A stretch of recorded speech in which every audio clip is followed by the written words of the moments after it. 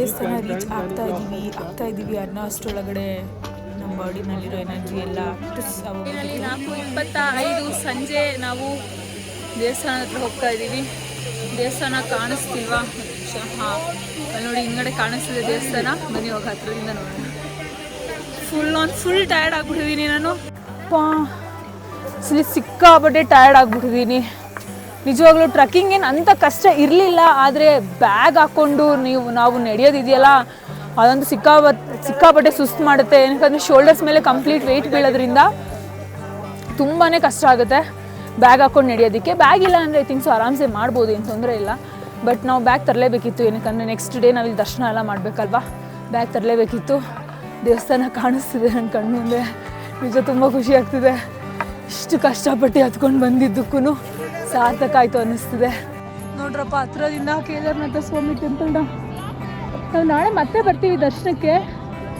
ಇವಾಗ ಬೇಗ ರೀಚ್ ಆದ್ವಲ್ಲ ಅಂತ ಬಂದಿದ್ದೀವಿ. ಹಿಂದ್ಗಡೆ ಫುಲ್ಲು ಹಿಮದಿಂದ ಕೂಡಿರೋ ಬೆಟ್ಟ ಇದೆ, ಆದರೆ ದುರಾದೃಷ್ಟವಶ ಫುಲ್ ಕ್ಲೌಡ್ ಇದೆ.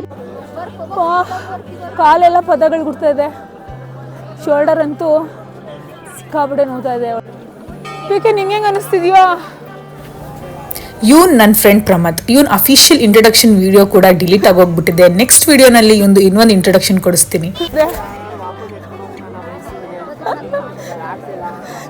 ಹೀಗೆ ನನ್ನ ಪ್ರಕಾರ ಒಂದು ತಿಂಗಳು ತನಕ ನಮಗೆ ವರ್ಕೌಟ್ ಬೇಡ, ಹೊಡೆಯುತ್ತೆ. ಒಂದು ತಿಂಗಳು ತನಕ ವರ್ಕೌಟ್ ಬೇಡ ಗುರು. 23 ಕಿಲೋಮೀಟ್ರು ಅಂತ ಬರ್ತಾ ಇದ್ದೀವಿ, ಸಿಗ್ತಾನೆ ಇಲ್ಲ. ಫೈನಲಿ ಸಿಕ್ತು 2 ಕಿಲೋಮೀಟರ್ಸ್ ಅಂತ. ಆ 2 ಕಿಲೋಮೀಟರ್ಸ್ ಬರೋಕ್ಕೆ 3/4 ಗಂಟೆ ಆಯ್ತಾ? 2 ಕಿಲೋಮೀಟರ್ಸ್ ಅಂತ ಇತ್ತಲ್ಲ ಅಲ್ಲಿ.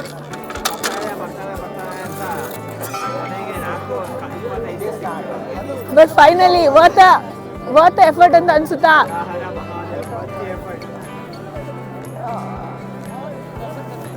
ನೋಡ್ರಪ್ಪ, ಅಡ್ಡ ಬಂದ್ಬಿಟ್ಟಿದ್ದಾರೆ. ಹಿಂಗೆ ಕಾಣಿಸುತ್ತಾ? ನಾಳೆ ಬೆಳಗ್ಗೆ ಮತ್ತೆ ನಿಮಗೆ ನಾನು ಇನ್ನೊಂದ್ಸಲ ಎಲ್ಲಾನು ತೋರಿಸ್ತೀನಿ. ಇವಾಗಂತೂ ಸಿಕ್ಕಾಪಟ್ಟೆ ಸುಸ್ತಾಗಿದೆ. ನನ್ನ ಮುಖಾನೇ ನೋಡ್ಬೋದು ಎಷ್ಟು ಟಯರ್ಡ್ ಆಗಿದೆ ಅಂತ. ಇಲ್ಲಿ ಚಳಿ ಶುರು ಆಗಿದೆ ಇವಾಗ. ಖುಷಿ ಆಗ್ತಾ ಇದೆ.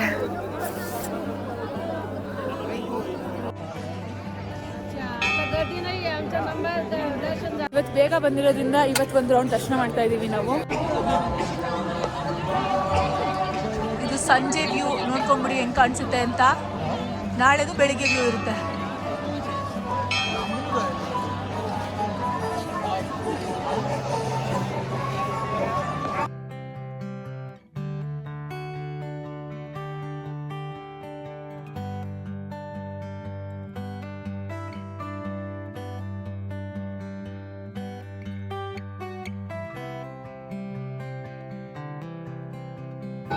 ನಮ್ಮ ಕಡೆ ಹೇಗೆ ಸಂಜೆ ಟೈಮ್ ನಾವು ಪೂಜೆ ಮಾಡ್ತೀವಿ ದೇವರಿಗೆ, ಆದರೆ ಇಲ್ಲಿ ಅವರು ಆರತಿ ಮಾಡ್ತಾರೆ. ನಾವು ಕತ್ಲಾಗೋದನ್ನೇ ಕಾಯ್ತಾ ಇದ್ವಿ. ಆರತಿ 6:37 ಅನ್ನಂಗೇನೋ ಶುರು ಆಯಿತು. ತುಂಬ ಚೆನ್ನಾಗಿತ್ತು ಆರತಿ ನೋಡೋದಕ್ಕೆ. ನಾವು ಕಾದು ಆರತಿ ನೋಡಿಕೊಂಡು, ಆದರೆ ಇಲ್ಲಿ ಸಿಸ್ಟಮ್ ಅಷ್ಟು ಚೆನ್ನಾಗಿಲ್ಲ. ತುಂಬಾ ನುಗ್ಗಲು ಇತ್ತು ನಮಗೆ. ಅಲ್ಲಿ ನೋಡಿ ನಿಮಗೆ ಲ್ಯಾಂಡ್ ಸ್ಲೈಡ್ ಆಗಿರೋದು ಕಾಣಿಸುತ್ತೆ ಯಾವ ಥರ ಆಗಿದೆ ಅಂತ. ಆಮೇಲೆ ಇಲ್ಲಿ ಎಲ್ಲ ಬೆಟ್ಟಗಳು ಸಿಕ್ಕಾಬಟ್ಟೆ ಹೈಟಲ್ಲಿತ್ತು. ಇಲ್ಲಿ ನೋಡಿ ಯಾವ ಥರ ಲ್ಯಾಂಡ್ ಸ್ಲೈಡ್ಸ್ ಇದೆಲ್ಲಾನು. ಸೊ ಇದು ನಾವು ಉಳ್ಕೊಂಡಿದ್ದಂತಹ ಸ್ಟೇ. ಇದು ಟೆಂಟಲ್ಲಿ ಸ್ಟೇ ಆಗಿದ್ವಿ ನಾವು. ಸಿಕ್ಕಾಪಟ್ಟೆ ಚಳಿ ಇತ್ತು. ಆ ಚಳಿನಲ್ಲಿ ಹೆಂಗೋ ಸರ್ವೈವ್ ಆದ್ವಿ. ಅರೌಂಡ್ 2 ಡಿಗ್ರಿ ಸೆಲ್ಸಿಯಸ್ ಇತ್ತು ನೈಟ್. ಆದರೆ ಅವ್ರು ನಮಗೆ ಇಲ್ಲಿ ಸ್ಲೀಪಿಂಗ್ ಬ್ಯಾಗ್ಸ್ ಕೊಡ್ತಾರೆ, ಅದೊಂದು ಸ್ವಲ್ಪ ವಾರ್ಮ್ ಆಗಿ ಇರೋಕ್ಕೆ ಹೆಲ್ಪ್ ಆಯಿತು. ಇದು ನೋಡಿ ವ್ಯೂ ಎಷ್ಟು ಬ್ಯೂಟಿಫುಲ್ಲಾಗಿ ಕಾಣಿಸ್ತಿದೆ ಅಂತ. ಪಿಕ್ಚರ್ ಪರ್ಫೆಕ್ಟ್ ಅಂತಲೇ ಹೇಳ್ಬೋದು, ಅಷ್ಟು ಚೆನ್ನಾಗಿತ್ತು. ಬೆಳಿಗ್ಗೆ ದರ್ಶನಕ್ಕೆ ನಿಂತಿದ್ದೀವಿ. ಟೈಮ್ ಬಂದ್ಬಿಟ್ಟು 4 ಗಂಟೆ, ಆದರೆ 5 ಗಂಟೆಗೆ ದರ್ಶನ ಸ್ಟಾರ್ಟ್ ಆಗೋದು. ಸಿಕ್ಕಾಪಟ್ಟೆ ಕ್ಯೂ ಇದೆ ಇಲ್ಲಿ. ಮೇ ಬಿ 2 ಅವರ್ಸ್ ಆಗುತ್ತೆ ಅಂದ್ಕೊಳ್ತೀವಿ. ಚಳಿ ಇದೆ ಇಲ್ಲಿ. 2 ಡಿಗ್ರೀಸ್ ಈ ಥರ ಸರ್ವೈವ್ ಆಗ್ತಾ ಇದ್ದೀವಿ. ಕೈಯೆಲ್ಲ ಪಾಕೆಟ್ಸ್ ಕಾಲೆಲ್ಲ ಫುಲ್ ಫ್ರೀಸ್ ಆಗ್ತಾ ಇದೆ. 2 ಡಿಗ್ರೀಸ್. ನೋಡೋಣ, ದರ್ಶನ ಮಾಡ್ಕೊಂಡು ಬರ್ತೀವಿ ಇವಾಗ. ಹರ ಹರ ಮಹಾದೇವ.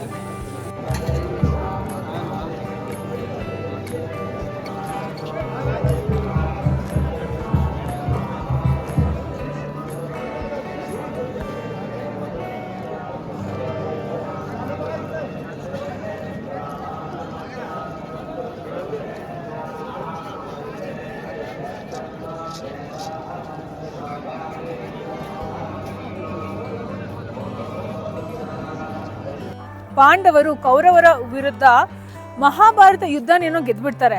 ಆದರೆ ಆ ಯುದ್ಧದಲ್ಲಿ ಅವರು ಅವ್ರ ಸ್ವಂತ ರಕ್ತ ಸಂಬಂಧಿಕರನ್ನೆಲ್ಲ ಸಾಯಿಸ್ಬೇಕಾದಂಥ ಪರಿಸ್ಥಿತಿ ಬರುತ್ತೆ. ಅದಾದ್ಮೇಲಿಂದ ಅವರಿಗೆ ಪಾಪ ಪ್ರಜ್ಞೆ ಕಾಡಕ್ಕೆ ಶುರು ಆಗುತ್ತೆ. ನಾವು ದೊಡ್ಡ ತಪ್ಪು ಮಾಡಿಬಿಡ್ತೀವಿ, ನಮ್ಮ ಸ್ವಂತ ಅಜ್ಜಿ ತಾತ ಅಣ್ಣ ತಮ್ಮ ಎಲ್ಲರನ್ನೂ ಕೊಲೆ ಮಾಡಿಬಿಡ್ತೀವಿ, ಧರ್ಮಕ್ಕೋಸ್ಕರ ಮಾಡಿದ್ರು ಅದು ಪಾಪನೇ ಅಲ್ವಾ ಅಂತ ಅವ್ರಿಗೆ ಪಾಪ ಪ್ರಜ್ಞೆ ಶುರು ಆಗುತ್ತೆ. ಅದರಿಂದ ಅವ್ರೇನು ಮಾಡ್ತಾರೆ, ನಮಗೆ ಮುಕ್ತಿ ತಗೊಳ್ಳೋಣ, ಸಾಕು ನಮಗೆ ಈ ಜಂಜಾಟ ಎಲ್ಲ ಏನೂ ಬೇಡ ಅಂತ ಮುಕ್ತಿಗೋಸ್ಕರ ಅವ್ರ ಪ್ರಯಾಣನ ಸ್ಟಾರ್ಟ್ ಮಾಡ್ತಾರೆ. ಮುಕ್ತಿ ಬೇಕು ನಮಗೆ ಅಂತ.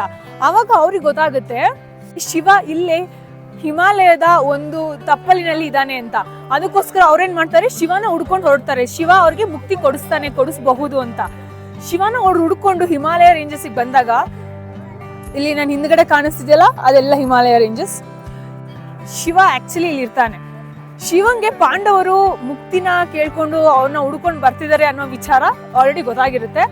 ಅದಕ್ಕೆ ಅವನು ಅವರಿಂದ ತಪ್ಪಿಸ್ಕೊಂಡು ಹೋಗ್ತಾ ಇರ್ತಾನೆ. ಏನಕ್ಕಂದ್ರೆ ಶಿವಂಗೆ ಅವ್ರಿಗೆ ಮುಕ್ತಿ ಕೊಡಕ್ಕೆ ಇಷ್ಟ ಇರಲ್ಲ. ಅವ್ರು ಏನೇ ಧರ್ಮಕ್ಕೋಸ್ಕರ ಮಾಡಿದ್ರು ಅಷ್ಟು ಕೊಲೆಗಳು ನಡೆದಿರುತ್ತೆ ಅಲ್ವಾ ಆ ಯುದ್ಧದಲ್ಲಿ. ಅದಕ್ಕೋಸ್ಕರ ಅವ್ರಿಗೆ ಮುಕ್ತಿ ಕೊಡ್ಸೋದಕ್ಕೆ ಒಂಚೂರು ಇಷ್ಟ ಇರಲ್ಲ. ಅದಕ್ಕೆ ಅವನು ಅವ್ರನ್ನ ತಪ್ಪಿಸ್ಕೊಂಡು ಹೋಗ್ತಾ ಇರ್ತಾನೆ ಶಿವ. ಬಟ್ ಒಂದ್ಸಲ ಆಲ್ಮೋಸ್ಟ್ ಸಿಗಾಕೊಂಡ್ಬಿಡ್ತಾನೆ ಪಾಂಡವರ ಹತ್ರ. ಆ ಟೈಮಲ್ಲಿ ಶಿವ ಗೂಳಿ ರೂಪ ತಾಳ್ಬಿಟ್ಟು ಹಿಮದೊಳಗಡೆ ಹೊಟ್ಟೋಗಿ ಅಲ್ಲಿಂದ ಕಣ್ಮರೆ ಆಗೋಗ್ತಾನೆ. ಅವನು ಪಾಂಡವರ ಕೈಗೆ ಸಿಗೋದಿಲ್ಲ. ಪಾಂಡವರಿಗೆ ಅದರಿಂದ ತುಂಬಾ ಬೇಸರ ಆಗುತ್ತೆ. ಬಟ್ ಅವ್ರಿಗೆ ಗೊತ್ತಿರುತ್ತೆ ನಾವು ಮಾಡಿರೋದು ಏನು ಕಮ್ಮಿ ತಪ್ಪಲ್ಲ ಅಂತ. ಗೂಳಿ ಹೋಯ್ತಲ್ಲ, ಆ ಜಾಗದಲ್ಲಿ ಅವರು ನೋಡಿದಾಗ ಅಲ್ಲೊಂದು ಶಿವಲಿಂಗ ಆಗಿರುತ್ತೆ. ಆ ಗೂಳಿಯ ಬೆನ್ನಿನ ಗೂನೆ ಶಿವಲಿಂಗ. ಆ ಶಿವಲಿಂಗ ಯಾವ್ದ್ರಿಂದ ಆಗಿರುತ್ತೆ ಅಂದ್ರೆ ಗಾಳಿ, ಬೆಂಕಿ, ನೀರು ಮತ್ತು ಭೂಮಿ, ಅದ್ರದ್ದೆಲ್ಲ ಪ್ರಮಾಣದಿಂದ ಶಿವಲಿಂಗ ಆಗಿರುತ್ತೆ. ಪಾಂಡವರು ಆ ಶಿವಲಿಂಗ ಇರುತ್ತಲ್ಲ ಅದಕ್ಕೆ ಒಂದು ಪುಟ್ಟದಾಗಿ ಒಂದು ಗುಡಿ ಕಟ್ಟಿಸ್ತಾರೆ. ಅದೇ ಇವತ್ತಿನ ನಮ್ಮ ಕೇದಾರ್ನಾಥ್. ಪಾಂಡವರು ಪುಟ್ಟದಾಗ ಒಂದು ಗುಡಿ ಕಟ್ಟಿಸ್ಬಿಟ್ಟು ಅವ್ರ ಪ್ರಯಾಣನ ಮುಂದುವರಿಸ್ತಾರೆ. ಶಂಕರಾಚಾರ್ಯರು ಆ ಗುಡಿನ ಜೀರ್ಣೋದ್ಧಾರ ಮಾಡ್ತಾರೆ. ಹಂಗಂತ ಅಂದ್ರೆ ಅದಕ್ಕೆ ತುಂಬಾ ದೊಡ್ಡದಾಗಿರೋ ಒಂದು ಗುಡಿ ಕಟ್ಸ್ಬಿಟ್ಟು ಈ ತರ ಗುಡಿ ಕಟ್ಸ್ಬಿಟ್ಟು ಅವರು ಪೂಜೆ ಮಾಡಕ್ ಸ್ಟಾರ್ಟ್ ಮಾಡ್ತಾರೆ. ನಾನು ಇಲ್ಲಿ ದರ್ಶನ ಮಾಡ್ಕೊಂಡು ಬಂದೆ. ನಿಜ ಎಂತ ಮೈಂಡ್ ಬ್ಲೋಯಿಂಗ್ ಎಕ್ಸ್ಪೀರಿಯನ್ಸ್ ಅಂದ್ರೆ, ನಮ್ದು ಟ್ರೆಕ್ಕಿಂಗ್ 3 ರಿಂದ 4 ಕಿಲೋಮೀಟರ್ ತುಂಬಾನೇ ಕಷ್ಟ ಆಯ್ತು, ಸುಸ್ತಾಗೋಗ್ಬಿಟ್ಟಿದ್ ನನ್ಗಂತೂ. ಆದ್ರೆ ಇಲ್ಲಿ ಬಂದು ಜಸ್ಟ್ ಇಲ್ಲಿ ಕಾಣಿಸ್ತಿದೆಯಲ್ಲ, ಇದನ್ನ ನೋಡಿದ ತಕ್ಷಣನೇ ಕಣ್ಣಲ್ಲಿ ನೀರ್ ಬಂದ್ಬಿಡ್ತು ನನ್ಗೆ. ಆ ಒಳಗಡೆ ಏನಿದೆ ಅಂತ ಹೇಳ್ತೀನಿ ನಾನು ನಿಮ್ಗೆ. ಅಲ್ಲಿ ಮೇಲ್ಗಡೆ ಒಂದು ಗೋಪುರ ಕಾಣಿಸ್ತಿದೆಯಲ್ಲ, ಅಲ್ಲಿ ಆಕ್ಚುಲ್ ಲಿಂಗ ಇರೋದು. ಅಲ್ಲಿ ಎದುರುಗಡೆ ಚಿಕ್ಕದಾಗಿ ಏನ್ ಕಾಣಿಸ್ತಿದೆಯಲ್ಲ, ಇದ್ರ ಒಳಗಡೆ ಪಂಚ ಪಾಂಡವರದ್ದು ಮೂರ್ತಿಗಳಿದೆ. ಯುಧಿಷ್ಠಿರ, ಅರ್ಜುನ, ನಕುಲ, ಸಹದೇವ ಮತ್ತೆ ಭೀಮ ಅವ್ರದ್ದು ಮೂರ್ತಿ ಇದೆ. ಅದಾದ್ಮೇಲೆ ಮಧ್ಯದಲ್ಲಿ ನಂದಿ ಇದೆ. ಅವ್ರ ಮೂರ್ತಿ ಜೊತೆಗೆ ಅಲ್ಲಿ ಕೃಷ್ಣನ್ ಮೂರ್ತಿನೂ ಇದೆ, ಜೊತೆಗೆ ದ್ರೌಪದಿ ಹಾಗೂ ಲಕ್ಷ್ಮೀನಾರಾಯಣ ಅವ್ರ ಅಷ್ಟು ಜನದ ಮೂರ್ತಿ ಇಲ್ಲಿದೆ. ಆಕ್ಚುಲ್ ಮೇನ್ ಲಿಂಗ ಇರೋದು ಮಾತ್ರ ಅಲ್ಲಿ ದೊಡ್ಡದಾಗಿ ಕಾಣಿಸ್ತಿದೆಯಲ್ಲ ಆ ದೇವಸ್ಥಾನದ ಒಳಗಡೆ. ತುಂಬಾ ದೊಡ್ಡದಾಗಿದೆ ಅಲ್ಲಿ ಲಿಂಗ ಶೇಪ್ ಇಲ್ಲ, ಆಬ್ವಿಯಸ್ಲಿ ಶೇಪ್ ಇಲ್ಲ. ಏನಕ್ಕಂದ್ರೆ ಅದು ಅರ್ತ್ ಎಲಿಮೆಂಟ್ಸ್, ಹಂಗಂದ್ರೆ ನಾನು ಅವಾಗಲೇ ಹೇಳ್ದಂಗೆ ಗಾಳಿ, ನೀರು, ಬೆಂಕಿ ಮತ್ತೆ ಭೂಮಿ ಇದರಿಂದ ಆಗಿರೋದು. ಅದಕ್ಕೋಸ್ಕರ ಅದು ನಿಮ್ಗೆ ಲಿಂಗ ಶೇಪ್ ಇಲ್ಲ. ಅಭಿಷೇಕ ಮಾಡಿದ್ವಿ, ಆಮೇಲೆ ನಾವು ಮುಟ್ಟಿ ನಮಸ್ಕಾರ ಮಾಡ್ಕೊಂಡ್ವಿ, ಬಿಲ್ಪತ್ರೆ ಹಾಕಿದ್ವಿ. ಅದಕ್ಕೆ ತುಂಬಾ ಚೆನ್ನಾಗಿತ್ತು. ಜೀವನ ಒಂಥರ ಸಾರ್ಥಕ ಆಗೋಯ್ತು ಅಂತ ಅನಿಸ್ತು ನನಗೆ. ಎಲ್ಲರೂ ಇಲ್ಲಿಗೆ ಬರಲೇಬೇಕು. ಈ ದೇವಸ್ಥಾನ ಹಿಂದಗಡೆ ಕಾಣಿಸ್ತಿದೆಯಲ್ಲ, ಅಲ್ಲೆಲ್ಲ ತುಂಬಾ ಲ್ಯಾಂಡ್ ಸ್ಲೈಡ್ ಆಗುತ್ತೆ. ಈ ದೇವಸ್ಥಾನ ಅದರಿಂದ ಹಾಳಾಗ್ತಾನೆ ಇರುತ್ತೆ. ಇದನ್ನ ರಿನೋವೇಟ್ ಮಾಡ್ತಾನೆ ಇರ್ತಾರೆ. ಏನಕ್ಕಂದ್ರೆ ಇಲ್ಲಿ 4 ರಿಂದ 5 ತಿಂಗಳು ತುಂಬಾನೇ ಸ್ನೋಫಾಲ್ ಆಗುತ್ತೆ.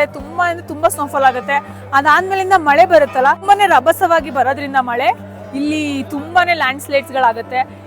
ಇಲ್ಲಿ ಇನ್ನೊಂದು ವಿಚಾರ ಏನಂದ್ರೆ 4 ರಿಂದ 5 ತಿಂಗಳು ಇಲ್ಲಿ ದೇವಸ್ಥಾನ ಕಂಪ್ಲೀಟ್ ಆಗಿ ಕ್ಲೋಸ್ ಆಗಿರುತ್ತೆ.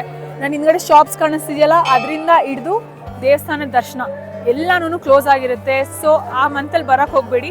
ನವೆಂಬರ್ ಅಲ್ಲಿ ಕ್ಲೋಸ್ ಆದ್ರೆ ಅದು ವಾಪಸ್ ಓಪನ್ ಆಗೋದು ಏಪ್ರಿಲ್ ಅಲ್ಲೂ ಅಷ್ಟೇನೆ. ಹಿಮ ಹೇಗೆ ಬರ್ತಾ ಇದೆ, ಸ್ನೋಫಾಲ್ ಯಾವ ತರ ಇದೆ ಅದ್ರ ಬೇಸಿಸ್ ಮೇಲೆ ಇಲ್ಲಿ ಓಪನ್ ಆಗುತ್ತೆ ಟೆಂಪಲ್. ಅದನ್ನೆಲ್ಲ ನೋಡ್ಕೊಂಡು ಬನ್ನಿ. ಏಪ್ರಿಲ್ ಅಲ್ಲಿ ಬಂದ್ರೆ ಸ್ನೋಫಾಲ್ ಸಿಗುತ್ತೆ. ಸ್ನೋ ಇಂದ ಕೂಡಿರುತ್ತೆ ಈ ಸುತ್ತ ಬೆಟ್ಟಗಳೆಲ್ಲ. ಮೇಲ್ಗಡೆ ಎಲ್ಲಿ ಕಾಣಿಸ್ತಿದೆಯಲ್ಲ ಆ ತರ ಇದನ್ನು ಕೂಡ ಸ್ನೋ ಇಂದ ಕೂಡಿರುತ್ತೆ. ಇಲ್ಲೂ ನಿಮ್ಗೆ ಸ್ನೋಫಾಲ್ ಸಿಗುತ್ತೆ. ಸ್ವಲ್ಪ ರಿಸ್ಕ್ ಕಮ್ಮಿ ಟೈಮಲ್ಲಿ ಬರಬೇಕು ಅಂದರೆ ಸೆಪ್ಟೆಂಬರ್ ಎಂಡ್ ಇಲ್ಲ ಅಕ್ಟೋಬರ್ನಲ್ಲಿ ಬಂದರೆ ಒಳ್ಳೆಯದು. ಸ್ವಲ್ಪ ಮಳೆ ಎಲ್ಲ ಕಂಪ್ಲೀಟಾಗಿ ಸ್ಟಾಪ್ ಆಗಿರುತ್ತೆ. ಆಮೇಲೆ ಟ್ರೆಕ್ಕಿಂಗ್ ಮಾಡೋಕ್ಕೂ ಕೂಡ ಈಸಿ ಆಗುತ್ತೆ. ದರ್ಶನ ತುಂಬ ಚೆನ್ನಾಗಾಗುತ್ತೆ. ಆದಷ್ಟು ಬೇಗ ಹೋಗಿ ನಿಂತ್ಕೊಳ್ಳಿ ದರ್ಶನಕ್ಕೆ. ನಾವು ಸ್ಪೆಷಲ್ ದರ್ಶನ ಮಾಡಿದ್ವಿ, ಏನಕ್ಕಂದರೆ ತುಂಬ ಜನ ಇದ್ದರು ಸ್ಪೆಷಲ್ ದರ್ಶನದಲ್ಲಿ. ಆದರೆ ಬೇಗ ಬಿಡ್ತಾರೆ, ಬಿಡಲ್ಲ. ಲಿಂಗ ಮುಟ್ಟದಿಗೆ ಬಿಡಬೇಕು ಅಂದರೆ ಬೆಳಿಗ್ಗೆ 5 ಗಂಟೆಯಿಂದ 12 ಗಂಟೆ ಒಳಗಡೆ ನೀವು ದರ್ಶನ ಮಾಡ್ಕೋಬೇಕು. ಸಂಜೆನೂ ಲಿಂಗ ಮುಟ್ಟದಿಗೆ ಬಿಡಲ್ಲ. ನಾವು ನೈಟ್ ಏನು ದರ್ಶನ ಮಾಡಿದ್ವಿ ಅಲ್ಲಿ ಲಿಂಗಕ್ಕೆ ಅಲಂಕಾರ ಮಾಡಿದ್ರು, ಅಷ್ಟು ಚೆನ್ನಾಗಿ ಕಾಣಿಸ್ತಿತ್ತು ಲಿಂಗ ಅಲಂಕಾರ ಮಾಡಿರುವಾಗ.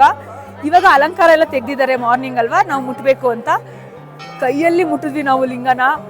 ತುಂಬ ಚೆನ್ನಾಗಿ ಅನಿಸ್ತು. ಇದು ಹಿಮಾಲಯದ ಗರ್ವಾಲ್ ಅನ್ನೋ ತಪ್ಪಲಿನಲ್ಲಿದೆ. ಆಮೇಲೆ ಆ್ಯಂಡ್ ಇದು ಒನ್ ಆಫ್ ದ ಜ್ಯೋತಿರ್ಲಿಂಗ, 12 ಜ್ಯೋತಿರ್ಲಿಂಗಗಳಲ್ಲಿ ಒಂದು ಜ್ಯೋತಿರ್ಲಿಂಗ. ನಿಜ, ಜ್ಯೋತಿರ್ಲಿಂಗದ ಬೆಲೆ ಏನು ಅಂತ ನನಗೆ ಇವತ್ತು ಗೊತ್ತಾಯಿತು. ಏನೇ ಸ್ವಲ್ಪ ಬಿಸಿಲಿದ್ರು ಸಿಕ್ಕಾಪಟ್ಟೆ ಚಳಿ ಇತ್ತು. ನಾನು ಅವ್ರ ಜೊತೆ ಕೂತ್ಕೊಂಡು ಒಂದು ಸ್ವಲ್ಪ ಬಿಸಿ ಕಾಯಿಸ್ಕೊಂಡೆ.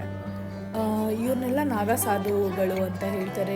ಇವರು ಚಳಿಗಾಲದಲ್ಲೂ ಮೈ ಮೇಲೆ ಒಂದು ತುಂಡು ಬಟ್ಟೆ ಇಲ್ದಲೇ ಇರ್ತಾರಂತೆ. ನಾನು ಅವ್ರ ಹತ್ರ ಒಂದು ರುದ್ರಾಕ್ಷಿ ಇಸ್ಕೊತಾ ಇದ್ದೀನಿ. ತುಂಬ ನಾಗಾ ಸಾಧುಗಳನ್ನ ನೋಡೋದಕ್ಕೆ ಸಿಗುತ್ತೆ ನಿಮಗೆ ಇಲ್ಲಿ. ಆದರೆ ಇವ್ರು ಯಾರೂ ಅಗೋರಿಗಳಲ್ಲ, ಇವ್ರುಗಳು ನಾಗಾ ಸಾಧುಸ್.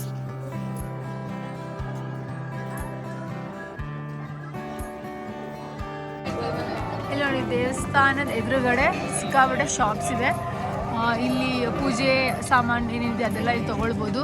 ಆಮೇಲೆ ಇಲ್ಲಿ ರುದ್ರಾಕ್ಷಿ ಎಲ್ಲ ಸಿಗುತ್ತೆ. ಬಟ್ ಒರಿಜಿನಲ್ ರುದ್ರಾಕ್ಷಿನ ನೋಡಿ ತೊಗೊಳ್ಳಿ, ಸುಮ್ಮನೆ ಹಾಗೆ ತೊಗೊಂಡ್ರೆ ಅದು ಡೂಪ್ಲಿಕೇಟ್ ಇರುತ್ತೆ. ಸೊ ಇಲ್ಲಿ ನೀವು ನೋಡ್ತಿರೋ ಹಾಗೆ ಇಲ್ಲಿ ಒಂದು ಕಾಳಭೈರವೇಶ್ವರನ ದೇವಸ್ಥಾನ ಇದೆ. ಸೊ ಬೇಸಿಕಲಿ ಇದು ಶಿವ ಅವನು ಈ ಹಿಮಾಲಯದ ಪರ್ವತದಲ್ಲಿ ಇಲ್ಲದೆ ಇರುವ ಸಮಯದಲ್ಲಿ ಸೊ ಈ ಜಾಗವನ್ನು ಸುರಕ್ಷಿತವಾಗಿಡೋದಕ್ಕೆ ಕಾಳಭೈರವೇಶ್ವರನ ಹುಟ್ಟಿ ಹಾಕ್ತಾನೆ. ಸೊ ಶಿವ ಇಲ್ಲದಿರೋ ಟೈಮಲ್ಲಿ ಇಲ್ಲಿ ಕಾಳಭೈರವೇಶ್ವರ ಈ ಜಾಗವನ್ನು ಸುರಕ್ಷಿತವಾಗಿ ಕಾಪಾಡ್ತಾನೆ. ಸೊ ಇದೇ ಇಲ್ಲಿ ಇರೋ ಈ ಜಾಗದ ಮಹತ್ವ.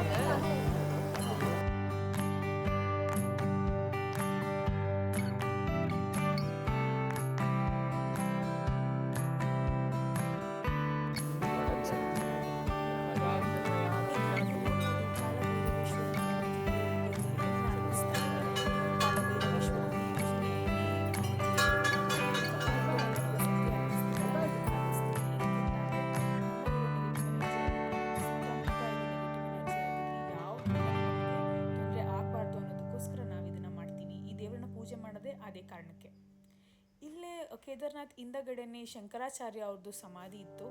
ನಾವು ಅಲ್ಲಿಗೂ ಹೋಗ್ಬಿಟ್ಟು ಬಂದು ತುಂಬ ಚೆನ್ನಾಗಿ ಮಾಡಿದ್ದಾರೆ. ಆ ಸಮಾಧಿ ಯಾವ ಥರ ಇದೆ ಅಂತ ಹೇಳಿದ್ರೆ ಶಂಕರಾಚಾರ್ಯ ಅವ್ರದ್ದು ದೊಡ್ಡ ಮೂರ್ತಿ ಇದೆ. ಅಲ್ಲಿಗೆ ಹೋಗೋ ದಾರಿ ಇದು.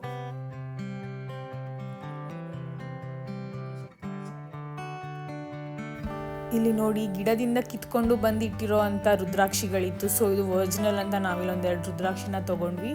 ಆಮೇಲಿಂದ ಇಲ್ಲಿ ರುದ್ರಾಕ್ಷಿ ಮಾಡ್ತಿದ್ರಲ್ಲ ಈ ಸಾಧುಗಳು ನಮಗೆ ಹೇಳ್ತಾ ಇದ್ರು ರುದ್ರಾಕ್ಷಿ ಮಹತ್ವ ಏನು, ಆಮೇಲಿಂದ ಅದನ್ನ ಯಾವ ಥರ ನಾವು ಮೇಂಟೈನ್ ಮಾಡಬೇಕು ಅಂತೆಲ್ಲ ಅವರು ನಮಗೆ ಹೇಳ್ತಾ ಇದ್ರು. ತುಂಬ ಚೆನ್ನಾಗಿ ಅನಿಸ್ತು ಅವ್ರ ಬಾಯಲ್ಲಿ ನಮಗೆ ಅದನ್ನೆಲ್ಲ ಕೇಳಿ. ಈ ಬಂಡೆ ಬಗ್ಗೆ ಅಂತೂ ನಾನು ನಿಮಗೆ ಹೇಳಲೇಬೇಕು. ಇದನ್ನು ಭೀಮ ಬಂಡೆ ಅಂತ ಕರೀತಾರೆ. ಏನಕ್ಕಂದರೆ 2013 ಇಲ್ಲಿ ಆದಂಥ ಭಯಂಕರ ಕುಸಿತದಿಂದ ಆಲ್ಮೋಸ್ಟ್ ದೇವಸ್ಥಾನನೇ ಕೊಚ್ಕೊಂಡು ಹೋಗೋ ಅಷ್ಟು ಪರಿಸ್ಥಿತಿ ಬಂದಿತ್ತು. ಆದರೆ ಈ ಬಂಡೆ ಕಲ್ಲು ಬಂದು ದೇವಸ್ಥಾನನ ಕಾಪಾಡಿದೆ ಅಂತ ಇಲ್ಲಿ ಜನ ನಂಬಿಕೆ. ಅದಕ್ಕೆ ಇದನ್ನು ಭೀಮ ಬಂಡೆ ಅಂತ ಹೇಳ್ತಾರೆ. ನೀವು ನೋಡ್ಬೋದು ಹೇಗೆ ಅದು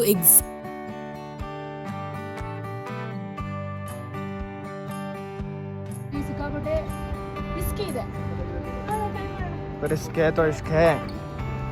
टॉन टॉन टॉन टॉन टॉन टॉन टॉन टॉन टॉन टॉन टॉन. ಸ್ಕ್ಯಾನ್ ಇಡೋತೀನಿ ಮ್ಯೂಸಿಕ್ ಇದು ನೋಡಿ. ಲ್ಯಾಂಡ್ ಸ್ಲೈಡ್ ಯಾವ ಥರ ಆಗಿದೆ ಅಂತ. ಇದು 2013 ಆಗಿರೋ land slide. This cost us extra 8 kilometers while trekking.